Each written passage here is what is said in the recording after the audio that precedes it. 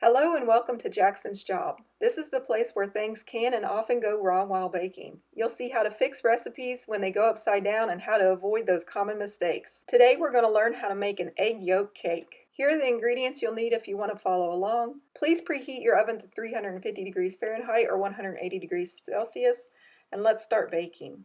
For this recipe you're going to need a 9x5 loaf pan, and if it's a non-stick pan you can just line the bottom with parchment paper. If it's not non-stick, you're going to need to grease and flour it or spray it with baking spray. But I always like to line my pans regardless with parchment paper for easier cleanup. In a small bowl, we need 1 cup of flour, 150 grams. To that, we're going to add in 1 teaspoon of baking powder, 4 grams, and 1/2 teaspoon of salt, 1.25 grams. You want to mix this briefly until it's nicely combined. In a large bowl, we have 4 large egg yolks that equal 80 grams. To that, we're going to add a 1/2 cup of water, 120 milliliters, and then we're going to add in some oil, 1/2 cup oil, 120 milliliters. It doesn't matter what type of cooking oil you want to use. Vegetable, canola, coconut, it's all fine.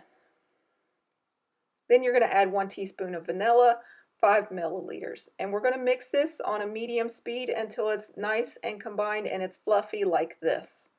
Then we're going to add in 3/4 cup of sugar, 150 grams, and mix it until it's nice and dissolved. Finally, we're going to beat in that flour mixture from earlier and mix this on a low speed for about 1 to 2 minutes or until you no longer see any lumps.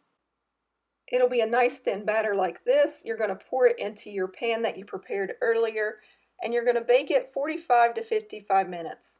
If you want to, you can give it a couple taps, but it doesn't matter. You will have this really neat appearance on the top, and it should read between 200 to 210 degrees Fahrenheit, 93 to 99 degrees Celsius, or a toothpick inserted in the middle should come out clean. Now, you're supposed to let your cake cool 5 to 10 minutes before you turn it out, and I wasn't thinking and I did it anyway, and this is why you should let it cool. If not, it will crack in half. Well, things happen in the kitchen. It's okay. It'll still taste all right because we eat this while it's still warm. So, learn from my mistake here. Wait 5 to 10 minutes, let it cool before you remove it from your pan. This is what happens when you don't. You crack cakes, but they all taste the same. It's okay. Let's slice into this and see what Maggie thinks.